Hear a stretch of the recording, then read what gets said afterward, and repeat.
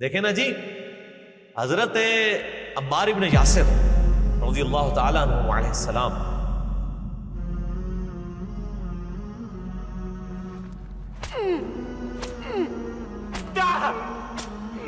واقتلني إن شئت. ذلك أهون عليك، ولكن لا تهلك حتى ترى ما أصنع بها، أو ترجعوا جميعا وتسب محمدا. ألا لعنة الله عليك يا عدو الله، سفاهة وفحشا. उनकी वालिदा और उनके वालिद इस्लाम के पहले शहीद हैं। उस शख्स की आप कुर्बानी का लेवल देखें जिसने एक दिन में अपने मां और बाप को इतनी बेदर्दी के साथ अबू जाल के हाथों कत्ल होते हुए देखे।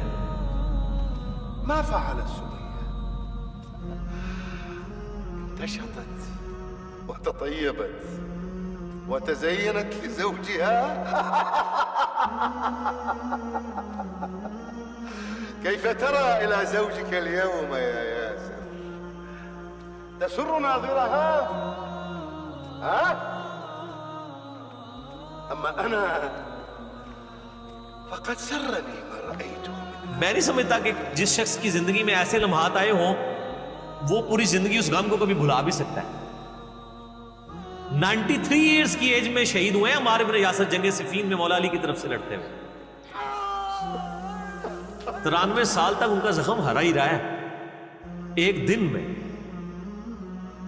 मां और बाप सैयदा सुमैया और सैयदना यासिर रज़ियल्लाहु अन्हुमा व अलैहिमुस्सलाम कितनी बेदर्दी से, हत्ता कि उनकी वालदा को शहीद करके टांगे जो है वो दो मुख्तलिफ ऊंटों के साथ बांध के मुखालिफ सिमत में भगाए गए, जिस्म के दो टुकड़े किए गए। यानी ये चीज तो इमेजिन करने से इंसान के रोकते आज 1400 साल बाद भी खड़े हो जाते हैं। ऐमी तो नबी इस्लाम ने नहीं फरमाया था कि अम्मार सर के बालों से लेकर पांव के नाखूनों तक ईमान से पुर है। कौन इतनी कुर्बानी दे सकता है सर?